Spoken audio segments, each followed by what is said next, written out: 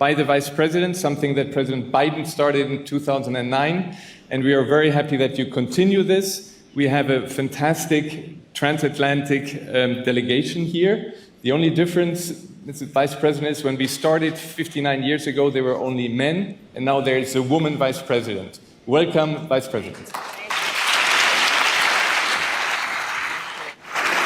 Thank you, Christoph. Thank you, Christoph. Thank you. Well, it is my honor to be back at the Munich Security Conference. As many of us remember, last year on this stage, I warned of the imminent invasion of Ukraine by Russia. And let us all recall, many at the time wondered how we would all respond. Many wondered, could Russia be stopped? Would NATO come together? Would NATO break apart? And would Ukraine be prepared? Colleagues, today, a year later, we know Kyiv is still standing. Russia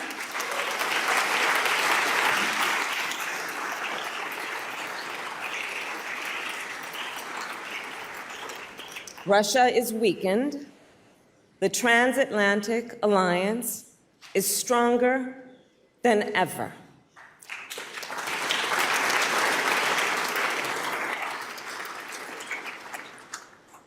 And most importantly, the spirit of the Ukrainian people endures. And under Joe Biden, President of the United States, our country has demonstrated decisive leadership. As President Biden often says, the United States will support Ukraine for as long as it takes. We will not waver. And today, at this Munich Security Conference, I will then describe what we all continue to have at stake: the moral interest, the strategic interest, and the reason Ukraine matters for the people of America, for the people of Europe, and for people around the world. First, from the starting days of this unprovoked war, we have witnessed Russian forces engage in horrendous atrocities and war crimes. Their actions are an assault on our common values, an attack on our common humanity. And let us be clear, Russian forces have pursued a widespread and systemic attack against a civilian population. Gruesome acts of murder, torture, rape, and deportation, execution-style killings, beatings, and electrocution. Russian authorities have forcibly deported hundreds of thousands of people from Ukraine to Russia, including children. They have cruelly separated children from their families. And we've all seen the images of the theater in Mariupol, where hundreds of people were killed. Think of the image of the pregnant mother who was killed following a strike at a maternity hospital where she was preparing to give birth. Think of the images of Bucha, civilians shot in cold blood, their bodies left in the street. The jarring photograph of the man who was riding his bike Think of the 4-year-old girl who the United Nations recently reported was sexually assaulted by a Russian soldier. A 4-year-old child.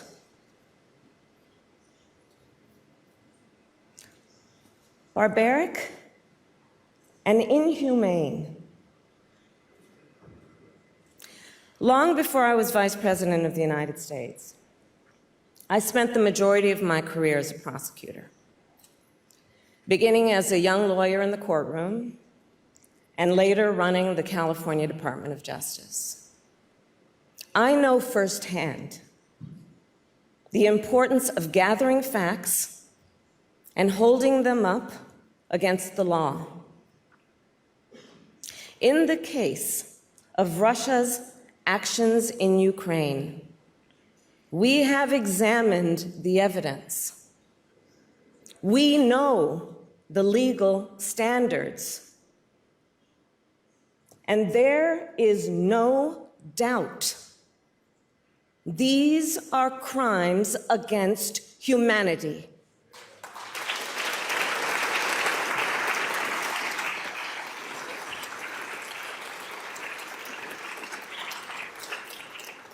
The United States has formally determined that Russia has committed crimes against humanity. And I say to all those who have perpetrated these crimes and to their superiors who are complicit in these crimes, you will be held to account. In the face of these indisputable facts, to all of us here in Munich, let us renew our commitment to accountability. Let us renew our commitment to the rule of law. As for the United States, we will continue to support the judicial process in Ukraine and international investigations, because justice must be served. Let us all agree, on behalf of all the victims, both known and unknown, justice must be served. Such is our moral interest.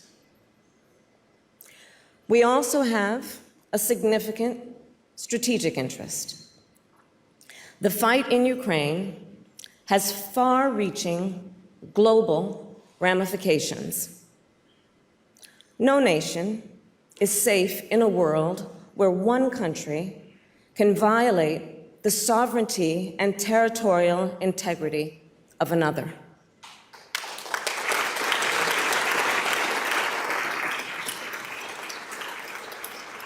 Where crimes against humanity are committed with impunity, where a country with imperialist ambitions can go unchecked. Our response to the Russian invasion is a demonstration of our collective commitment to uphold international rules and norms. Rules and norms which, since the end of World War II, have provided unprecedented security and prosperity, not only for the American people, not only for the people of Europe, but people around the world.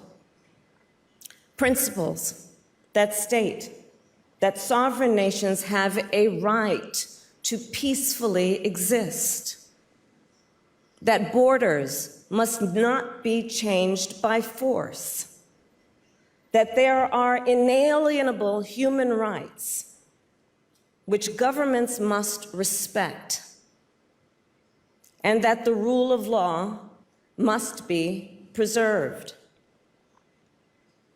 Indeed, this moment has tested our willingness to defend and uphold these rules and norms. And we have remained strong, and we must stay strong. Because if Putin were to succeed with his attack on these fundamental principles, other nations could feel emboldened to follow his violent example. Other authoritarian powers could seek to bend the world to their will through coercion, disinformation, and even brute force. The international order upon which we all rely could be at risk. So in the interest of global security and prosperity, one of our defining missions is to uphold international rules-based order. And nations around the world agree. Consider, more than 140 countries voted at the United Nations to condemn Russia's aggression and to support Ukraine's sovereignty and territorial integrity in defense of the core principles of the UN Charter. Of course, we have also seen nations like North Korea and Iran send weapons in support of Russia's brutal war. We are also troubled that Beijing has deepened its relationship with Moscow since the war began. Looking ahead, any steps by China to provide lethal support to Russia would only reward aggression, continue the killing, and further undermine a rules-based order. Again, the United States will continue to strongly support Ukraine, and we will do so for as long as it takes. The American people, you see, are in awe of the resolve of the people of Ukraine, in awe of their resilience and righteousness, their willingness to fight for freedom and liberty, and the extraordinary tenacity and leadership of President Zelensky. In fact, joining me in Munich are distinguished members of the United States Congress, Republicans and Democrats, members of the House of Representatives and the United States Senate. And they are here together because they understand the stakes. The leadership of these members has been vital to America's support of Ukraine. And President Biden and I know that their support for Ukraine will continue. We also know Ukraine will continue to be supported by a united transatlantic community.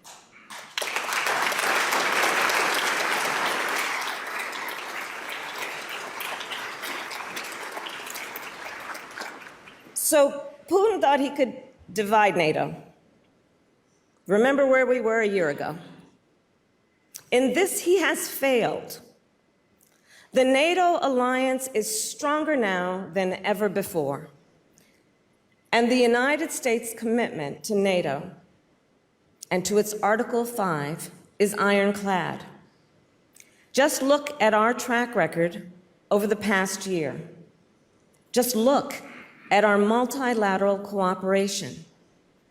Together, we have provided historic assistance to Ukraine. Together, we have dealt Russia a strategic failure.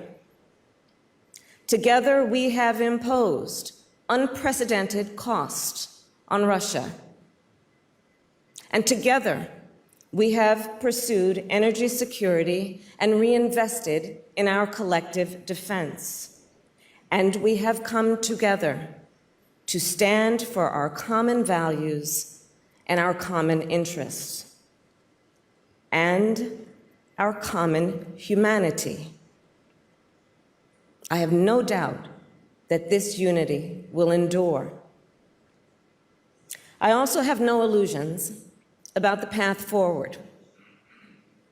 There will be more dark days in Ukraine. The daily agony of war will persist. The global ripple effects will continue to be felt by countries near and far, from Africa to Southeast Asia to the Caribbean. But if Putin thinks he can wait us out, he is badly mistaken. Time is not on his side. To be sure, Ukrainians will continue to be tried and tested, just as they have been over this past year. Transatlantic unity will continue to be tried and tested. And I am certain that Ukraine will rise to the task, that the United States and Europe will rise to the task. So my last point, America will continue our leadership in defense of human dignity, in defense of rules and norms, and in defense of freedom and liberty.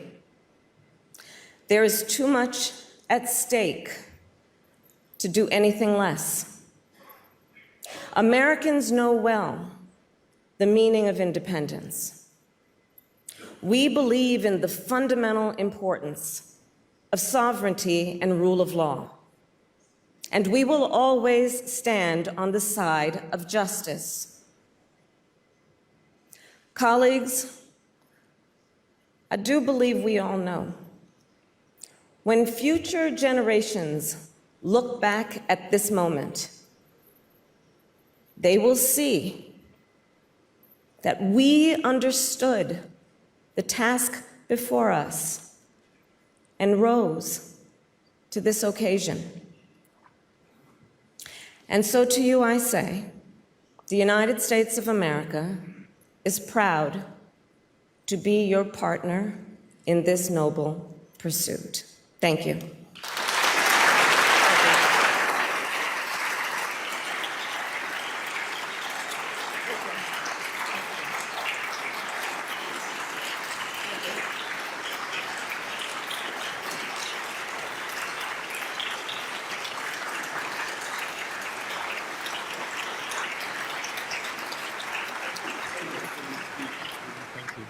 Wonderful. Sie dürfen.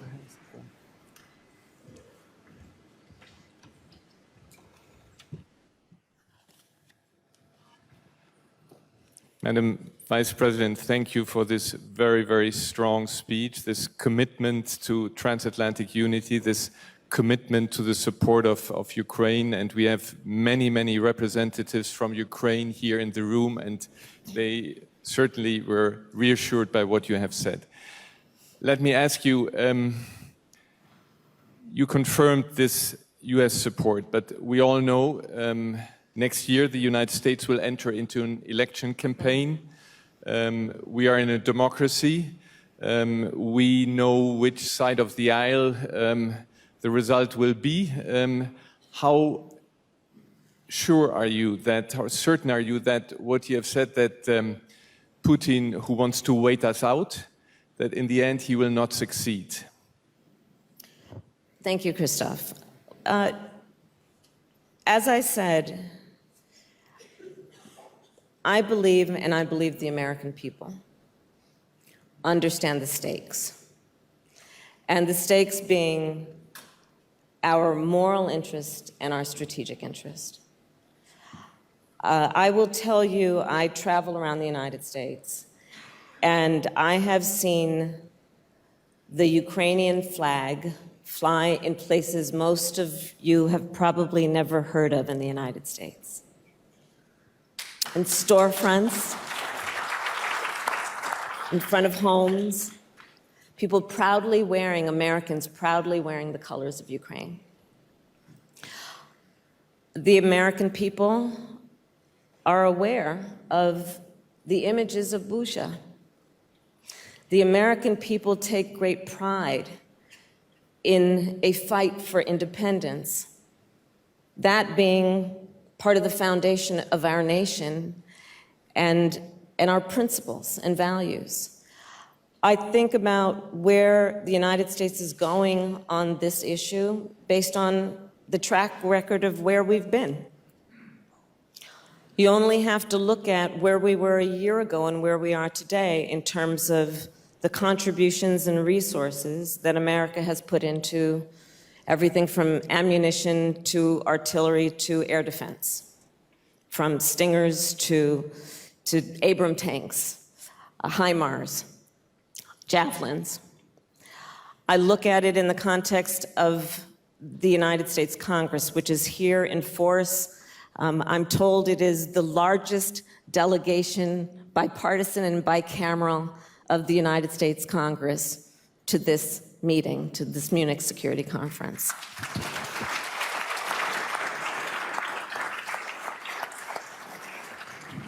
And how forward the United States Congress, in a bipartisan way, has been in terms of the track record of our support just over the last year, not to mention it's a technical term called an omnibus in our budgetary processes, but at the end of last year, dedicating another $45 billion for this upcoming year to support Ukraine.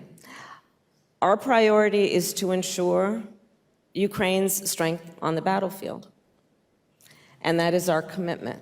And it is a commitment not only to the people of Ukraine, but it is a commitment to our values and the principles we hold dear as a nation. And I cannot be here without also mentioning the importance of the alliance, Europe, and what it has done. Our host, Germany. I was with Chancellor Scholz yesterday. What we collectively have done, we are not only joined, I think, by our values and our understanding of the stakes and what is at stake in terms of a moral and a strategic interest. We have been great colleagues in terms of pooling our resources, coordinating our resources in a way that I believe will give Ukraine the best support they need to fight this fight. Well, thank you very much for this. And for the outsiders, it is indeed the impression that this relationship, this transatlantic relationship, the relationship also between the German government and the US administration is as strong as ever, and thank you very much for this. If I may, nevertheless, there is something called IRA. Yes, and, the Inflation Reduction Act. And it has raised a lot of concern on this side of the Atlantic, but we have been reminded also by members of Congress about CBAM on our side. Yeah. How do we prevent transatlantic rifts on very important questions? Business, trade issues are very important. How confident are you that these differences can be overcome and don't disturb this wonderful but absolutely necessary close transatlantic relationship? I'm very happy that you chose to raise this topic. So let me start with the spirit and the intent behind the Inflation Reduction Act. One very important area of focus for us has been to address and take our responsibility for what we must do in terms of the climate crisis, which of course is global in nature. And in fact, our friends in Europe have been asking for years that we would actually step up and do more. So under President Biden's leadership, we are proud that the United States has invested an historic amount in what we must do to take on our role of responsibility in the climate crisis. And by that, I mean we have, with the support of Congress, dedicated $370 billion to this effort. When I think of the impact on our friends and the interconnection and interdependence, if you will, between whatever we do in each of or any of our nations and the effect on the others.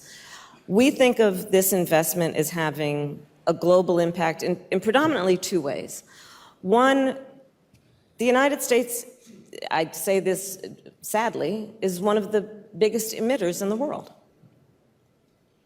And we need to reduce our emissions, not only for the sake of the health and well-being of the people of our own country, but as we know, the people of the world are impacted. So this is an historic and very significant investment to actually turn the tide on that. And as you know, as many of our European friends and others around the globe have done, we have set strict standards for ourselves based on timelines. So there is that, which is the goal of reducing emissions.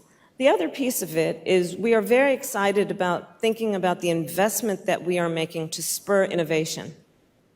We are entering a moment where we are creating a new economy, a clean energy economy.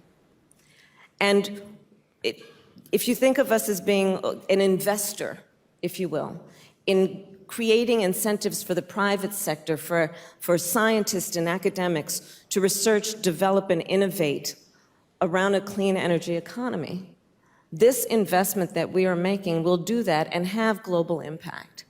So that is how we think of it. But to your point, there are also issues that we need to address and do that in close consultation with our friends around the world. We have created a task force, the United States EU task force, closely coordinating and in consultation around working out some of the specific concerns. And those conversations are continuing. I met with President Macron yesterday and Chancellor Scholz, and I think we are seeing some progress there, and the work will continue. No, thank you for this reaffirmation, because we don't need this quarrels at that time.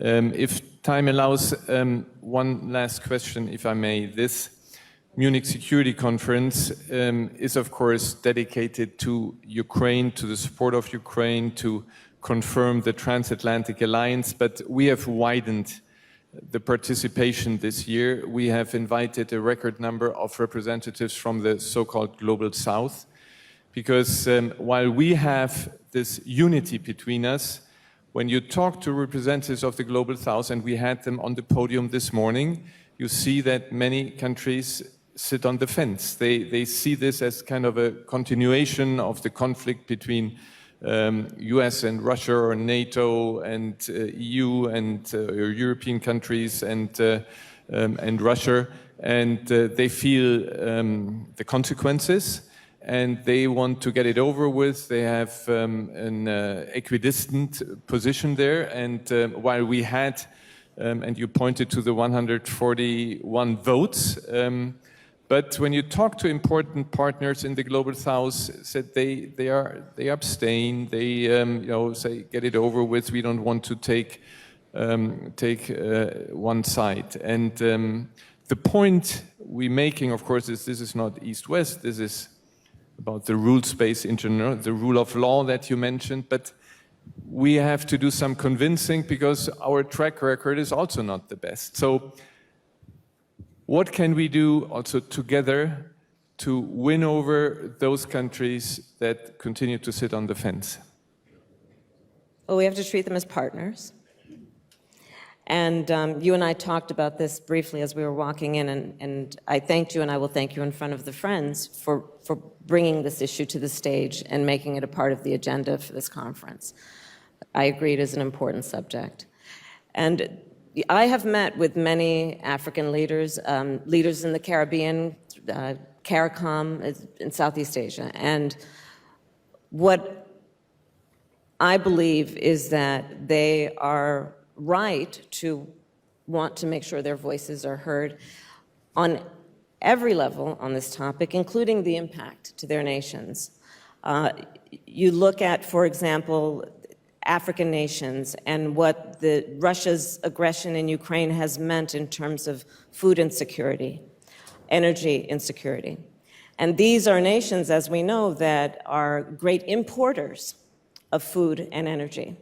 So when the supply decreases, it has a significant impact on their nations. So I think it is important for us to recognize the impact that Russia's war has had on these nations. I think of it in the context of what we must do to also, on the previous discussion, consider the impact to the climate crisis, on those nations. We are some of the biggest emitters, and the impacts are clear. I meet with CARICOM nations, so island nations in the Caribbean, and they tell me about how they're seeing land erosion, how they are seeing through the extreme climate occurrences, a reduction in tourism and what that means in terms of a depletion of their GDP. And so these are issues that we must keep in mind when we have this discussion with them as partners around what the solutions look like, including standing in a unified way on these principles of sovereignty and territorial integrity.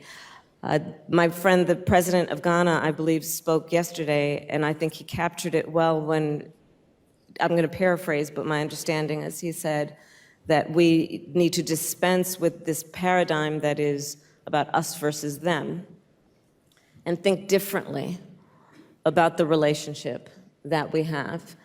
And for all of those reasons, I thank you for raising this, and I think it is worthy of the type of elevation and the discussion that you are giving it. Thank you very much for this, and this will remain a theme here. We'll discuss this also next year, and maybe, Madam Vice President, can we already book a hotel room so you come back next year? Thank you for being here. Please, a hand of applause.